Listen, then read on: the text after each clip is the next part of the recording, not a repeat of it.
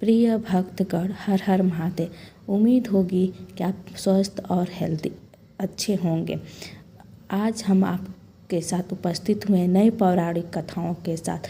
आज की पौराणिक कथा है सोमवार की व्रत कथा। इस व्रत को स्त्री या पुरुष या कुंवारी कन्या भी कर सकती हैं। अब कोई अच्छे वर पाने के लिए करता है, कोई धन संपत्ति के लिए करता है, अपने सुख समृद्धि के लिए करता है यह व्रत। कोई पुत्र प्राप्त करने के लिए यह व्रत करता है। आपकी जो इच्छा हो, मनोकामना हो, भोलेनाथ अवश्य पूरे करते हैं। भोलेनाथ की कृपा आप सब पर बनी रहे। जिस भक्तगण इस कथा को सुने उसकी सारी इच्छाएं पूरी हो। पहले समय में किसी नगर में एक धनी व्यापारी रहता था। दूर दूर तक उसका व्यापार फैला हुआ था। नगर के सभी लोग उस व्यापारी का सम्मान करते थे। इतना सब कुछ से संपन्न होने के बाद भी वह व्यापारी बहुत दुखी था, क्योंकि उसका कोई पुत्र नहीं था, जिस कारण अपने मृत्यु के पश्चात व्यापार के उत्तराधिकारी की चिंता उसे हमेशा सताती रहती थी। पुत्र प्राप्ति की इच्छा से व्यापारी प्रत्येक सोमवार के भगवान शिव की व्रत पूजा की या करता था और सायं शिव जी के मंदिर में जाकर शिव जी के सामने घी का दीपक जलाया करता था। उसकी भक्ति देखकर माता पार्वती प्रसन्न हो गई और भगवान शिव के उस व्यापारी को मनोकामना पूर्ण करने का निवेदन किया। भगवान शिव बोले, इस संसार में सबको उसके कर्म के अनुसार फल की प्राप्ति होती है। जो प्राणी जैसा कर्म करता है उन्हें वैसा ही फल प्राप्त होता है। शिव जी द्वारा समझाने के बावजूद भी माता पार्वती नहीं मानी और उस व्यापारी को मनोकामना पूर्ति हेतु वे शिव जी से बार बार अनुरोध करती रहीं। अंततः माता के आग्रह को देखकर भगवान भोलेनाथ को उस व्यापारी को पुत्र प्राप्ति का वरदान देना पड़ा। वरदान देने के पश्चात भोलेनाथ माता पार्वती से बोले, आपके आग्रह पर मैंने तो पुत्र प्राप्ति का वरदान तो दे दिया, परंतु यह पुत्र 16 वर्ष से अधिक समय तक जीवित नहीं रहेगा। उसी रात भगवान शिव उस व्यापारी के स्वप्न में आया और उसे पुत्र प्राप्ति का वरदान दिया और उसके पुत्र के 16 वर्ष तक जीवित रहने की भी बात बताई। भगवान के वरदान से व्यापारी को खुशी तो हुई, लेकिन पुत्र की अल्प आयु की चिंता ने उस खुशी को नष्ट कर दिया। व्यापारी पहले की तरह सोमवार के दिन भगवान शिव का विधि व्रत करता रहा। कुछ महीनों के बाद उसके घर के अति सुंदर बालक जन्म लिया। घर में खुशियां भर गईं। बहुत धूमधाम से पुत्र जन्म का समारोह मनाया गया, परंतु व्यापारी को पुत्र जन्म की अधिक खुशी नहीं हुई, क्योंकि उसे पुत्र की अल्पायु के रहस्य का पता था। जब पुत्र 12 वर्ष का हो गया तो व्यापारी ने उसे अपने मामा के साथ पढ़ने के लिए वाराणसी भेज दिया। लड़का अपने मामा के साथ शिक्षा प्राप्ति हेतु चल दिया। रास्ते में जहाँ जहाँ भी मामा भांजा विश्राम हेतु रुकते, वहीं यज्ञ करते और ब्राह्मणों को भोजन कराते। लंबी यात्रा के बाद मामा और भांजा एक नगर में पहुँचे।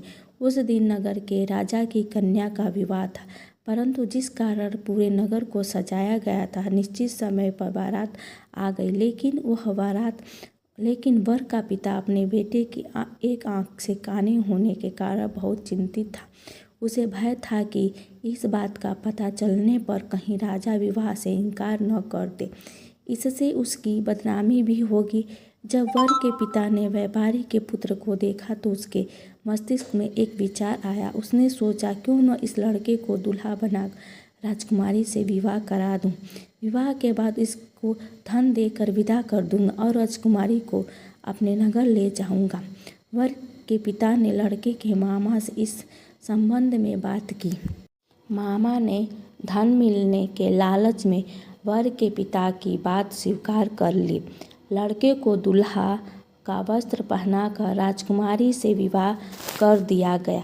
राजा ने बहुत सारा धन देकर राजकुमारी को विदा किया। शादी के बाद लड़का जब राजकुमारी के साथ लौट रहा था तो वह सच नहीं छिपा सका और उसने राजकुमारी की ओढ़नी पर लिख दिया, राजकुमारी, तुम्हारा विवाह मेरे साथ हुआ था। मैं तो वाराणसी पढ़ने के लिए जा रहा हूँ और अब तुम्हें जिस नवयुवक की पत्नी बनाना पड़ रहा है वह कान्हा है, एक आँख से कान्हा है। वह जब राजकुमारी ने अपनी ओढ़नी पर लिखा हुआ पढ़ा तो उसने काने लड़के के साथ जाने से इनकार कर दिया। राजा सब बातों को जानकर राजकुमारी को महल में रख लिया। उधर लड़का अपने मामा के साथ वाराणसी पहुंच गया और गुरुकुल में पढ़ना शुरू कर दिया। जब उसकी आयु 16 वर्ष हुई थी तो उसने यज्ञ किया। उस यज्ञ की समाप्ति पर ब्राह्मणों को भोजन कराया और खूब अन्न वस्त्र दान किए। रात को वह अपने शयन कक्ष में सो गया। शिव के वरदान के अनुसार शयनावस्था में ही उसके प्राण पखेरु उड़ गए। सूर्यदेव पर मामा मृत भांजे को देखकर रोने पीटने लगा। आसपास के लोग भी एकत्र होकर दुखी प्रकट करने लगे। लड़के के मामा के रोने के विलाप करने के स्वर समीप से गुजरते हुए भगवान शिव और माता पार्वती भी सुने। पार्वती ने भगवान से कहा, प्राणनाथ, मुझे इसके रोने के स्वर सहन नहीं हो रहे हैं।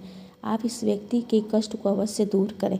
भगवान शिव ने पार्वती के साथ अदृश्य रूप में समीप जाकर देखा तो भोलेनाथ माता पार्वती से बोले, यह तो उसी व्यापारी का पुत्र है जिसे मैंने 16 वर्ष की आयु का वरदान दिया था।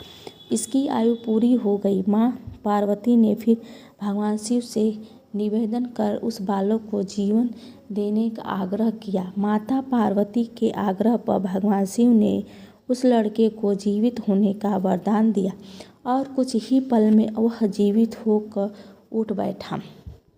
शिक्षा समाप्त करके लड़का मामा के साथ अपने नगर की ओर चल दिया। दोनों चलते हुए उसी नगर में पहुँचे जहाँ उसका विवाह उसके साथ हुआ था। उस नगर में भी यज्ञ का आयोजन किया। समय के गुजरते हुए नगर के राजा ने यज्ञ का आयोजन देखा और उसने तुरंत ही लड़के और मामा को पहचान लिया। यज्ञ के समाप्त होने पर राजा मामा और लड़के को महल में ले गया और कुछ दिनों में उन्होंने महल में रख कर बहुत सारा धन वस्त्र आदि देकर राजकुमारी के साथ विदा कर दिया। इधर भूखे प्यासे रहकर व्यापारी और उसकी पत्नी बेटे की प्रतीक्षा कर रहे थे। उन्होंने प्रतिज्ञा कर रखी थी कि यदि हमें उन्हें बेटे का मृत्यु समाचार मिला तो दोनों अपने प्राण त्याग देंगे। परंतु जैसे ही उसने बेटे की जीवित की वापस लौटने का समाचार सुना तो वह बहुत प्रसन्न हुए। वह अपने पत्नी के मित्रों के साथ नगर द्वार पर पहुँच गए। अपने बेटे के विवाह का समाचार सुनकर पुत्रवधू राजकुमारी को देखकर उसकी खुशी का ठिकाना न रहा। उसी रात भगवान शिव ने व्यापारी के स्वप्न में आकर कहा, हे श्रेष्ठी, मैंने तेरे सोमवार के व्रत कथा सुनने से प्रसन्न होकर तेरे पुत्र को लंबी आयु प्रदान की है। पुत्र की लंबी आयु जानकर व्यापारी बहुत प्रसन्न हुआ। सोमवार का व्रत करने से व्यापारी के घर में खुशियाँ लौट आईं। शास्त्रों में लिखा है कि जो सोमवार का व्रत करता है, स्त्री या पुरुष सोमवार या विधि व्रत करते हैं, वह व्रत कथा सुनते हैं, उनकी सभी इच्छाएं पूरी होती हैं और कष्ट मिट जाते हैं। उनके घर में सुख समृद्धि का वास होता है और माता लक्ष्मी की वास होती है।